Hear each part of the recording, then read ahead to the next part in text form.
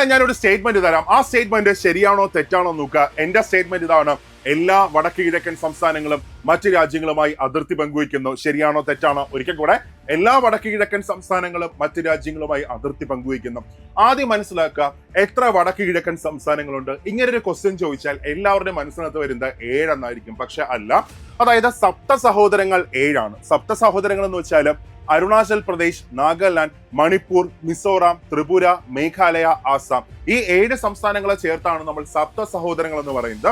എന്നാൽ ഈ 7 സംസ്ഥാനങ്ങൾ പ്ലസ് സിക്കിം, അങ്ങനെ ടോട്ടൽ 8 സംസ്ഥാനങ്ങളെ ചേർത്താണ് നമ്മൾ വടക്ക് കിഴക്കൻ സംസ്ഥാനങ്ങൾ എന്ന് പറയുന്നു. സോ എത്ര വടക്ക് കിഴക്കൻ സംസ്ഥാനങ്ങളുണ്ട്? 8.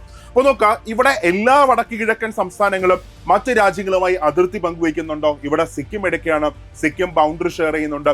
ഭൂട്ടാനുമായിട്ടും നേപ്പാളുമായിട്ടും ചൈനയുമായിട്ടും ബൗണ്ടറി ഷെയർ ചെയ്യുന്നു. അപ്പൊ അതേപോലെ തന്നെ അരുണാചൽ പ്രദേശ് നോക്കുകയാണെങ്കിൽ ചൈനയുമായിട്ടും ഭൂട്ടാനുമായിട്ടും മ്യാൻമാറുമായിട്ടും ബൗണ്ടറി ഷെയർ ചെയ്യുന്നു. ദെൻ നാഗാലാൻഡ്, മണിപ്പൂർ മ്യാൻമാറുമായിട്ട് ബൗണ്ടറി ഷെയർ ചെയ്യുന്നു.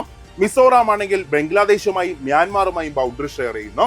ദെൻ അത് കഴിഞ്ഞ ത്രിപുര, മേഘാലയ ബംഗ്ലാദേശുമായിട്ട് ബൗണ്ടറി ഷെയർ ചെയ്യുന്നുണ്ട്. 3 ഭാഗങ്ങളും ബംഗ്ലാദേശിനാൽ ചുറ്റപ്പെട്ട ഇന്ത്യൻ സംസ്ഥാനം ത്രിപുരയാണ്. അടുത്ത ആസാം നോക്കുകയാണെങ്കിൽ ആസാമുമാരുമായിട്ട് ബൗണ്ടറി ഷെയർ ചെയ്യുന്നുണ്ട്. ഭൂട്ടാനുമായിട്ടും ബംഗ്ലാദേശുമായിട്ടും ബൗണ്ടറി ഷെയർ ചെയ്യുന്നുണ്ട്. എന്ന് വെച്ചാൽ എല്ലാ വടക്ക് കിഴക്കൻ സംസ്ഥാനങ്ങളും മറ്റ് രാജ്യങ്ങളുമായി ബൗണ്ടറി ഷെയർ ചെയ്യുന്നുണ്ട്. യെസ്, ആ സ്റ്റേറ്റ്മെന്റ് കറക്റ്റ് ആണ്. ഇനി ഞാൻ നിങ്ങൾക്ക് ഒരു ക്വസ്റ്റ്യൻ തരട്ടെ, ഒന്ന് കമന്റ് ചെയ്യാവോ? ഭൂരിഭാഗം ഇന്ത്യൻ സംസ്ഥാനങ്ങളും മറ്റ് രാജ്യങ്ങളുമായി കര അതിർത്തി പങ്കുവയ്ക്കുന്നു. ഈ സ്റ്റേറ്റ്മെന്റ് ശരിയാണോ തെറ്റാണോ? കമന്റ് ചെയ്യാം.